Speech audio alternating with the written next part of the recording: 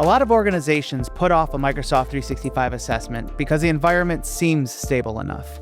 People are working in teams, email is sending and being received, and the support team is handling the issues that come up in a timely manner. From that vantage point, an assessment can sound like something optional, and maybe even unnecessary.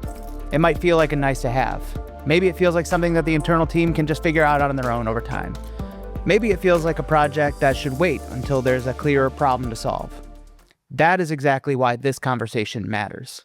Think of it like the way you think of your physical health. You go for a yearly physical not because you might feel sick, but because you're not a health expert, and some things can develop where you're not qualified enough to recognize.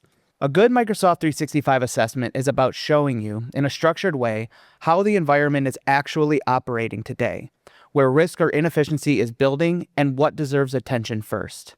Even if you're pretty sure everything is running smoothly, there's value in that peace of mind you get from validating that. And a Microsoft 365 assessment gives IT leaders a clearer picture of what they have, how well it is aligned, and where to focus next. Here's what a Microsoft 365 assessment looks like step by step and how it helps your organization overall. Step 1, the tech advisory session. This should feel less like an audit and more like a working conversation. The goal here is to understand your environment in context. What has already been deployed? Where does the team feel confident? Where does Microsoft 365 feel messy, inconsistent, or harder to manage than it should? What is challenging in the business that might affect the environment over the next year? This is also the point where the assessment team should explain scope, expectations, and how access will work. For the organization, it helps to come prepared with a basic understanding of the tenant, a history of how the deployment was handled, any known pain points, current priorities, and the people who own major areas like identity, security, collaboration, and endpoints. Step 2, discovery and workload evaluation. This is where the assessment team digs into the environment, runs the appropriate scans, reviews configuration and usage data, and starts building a picture of how Microsoft 365 is functioning across the major workloads. This part usually requires the right level of read access so the environment can be evaluated properly. This is also where the work becomes more valuable than a do-it-yourself review. Tools can surface data, but someone still has to interpret what matters, what is intentional, what is outdated, and what should be prioritized. What gets evaluated during the discovery first is licensing and cost alignment. This is where the team looks at whether licensing actually matches how people work. Many organizations have licenses assigned for historical reasons, uneven provisioning practices, or features that never got adopted. A solid assessment helps identify wasted spend, gaps in capability, and opportunities to align licensing more closely to role and need.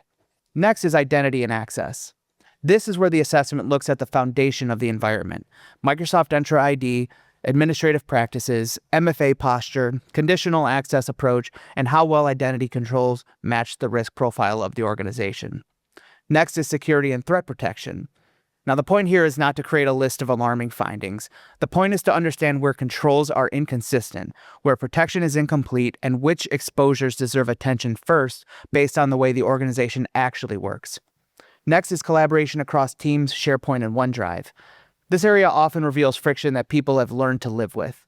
The assessment should look at sharing patterns, permissions, ownership, site and team sprawl, and whether collaboration is structured in a way that stays manageable over time. Next is governance and compliance. This is where the assessment reviews the policies, standards, and guardrails that keep the platform from drifting. A Microsoft 365 environment can remain active while becoming harder to control. Governance is what determines whether the environment stays supportable as it grows. Next is device management and endpoint consistency. This is another area that often gets treated separately when it should be part of the same picture. If devices are enrolled inconsistently, managed differently across groups, or missing key controls, that affects both security and supportability. Next place is adoption gaps. Now, sometimes the environment is technically functional, but people are working around it. That can show up in overlapping tools, inconsistent storage habits, unclear collaboration patterns, or teams inventing their own rules. An assessment helps explain why the environment feels messy even when the platform itself is in place. Now, finally, when relevant, are tools like Power Platform and Copilot, or AI readiness in general. That includes understanding what is already being used, what governance is in place, and what would need to be true before broader adoption makes sense. The third step is developing and sharing the findings in a way that the organization can actually use. This should not end with a dense technical export that gets filed away and forgotten. A good assessment package usually has 2 layers. The first is a full working report that breaks down the environment in detail. That is where the team can see the issues that were identified, how each major area was evaluated, and what the findings mean in practical terms. The second is a simpler summary that can be shared more easily with leadership or other stakeholders. That summary should make the big picture clear, where the main risks are, what the biggest opportunities are, what matters now, and what can wait. Just as important, the assessment team should walk through the report with you. The goal is to make the organization understand what was discovered, why it matters, and how the pieces connect. At the end of a strong Microsoft 365 assessment, the organization should have more than a list of issues. You should have a clearer view of your licensing posture, your identity and security gaps, your collaboration and governance challenges, your device management maturity, and the adoption patterns that are shaping the user experience. You should also have roadmap clarity. That means understanding what should be addressed first, what may require a larger project, what can be improved through policy or process, and what may call for outside support. Once the assessment is complete, the next step should be straightforward. Any temporary permissions that were granted for the assessment should be removed or decommissioned. From there, the conversation usually shifts into action. For some organizations, that means taking the findings and handling the work internally. For others, it leads into deployment support, remediation planning, or ongoing management and advisory help. The assessment should make those steps easier to understand. That's why a Microsoft 365 assessment matters. It gives organizations a clearer understanding of how the environment is actually functioning, where the biggest gaps are, and what should happen next.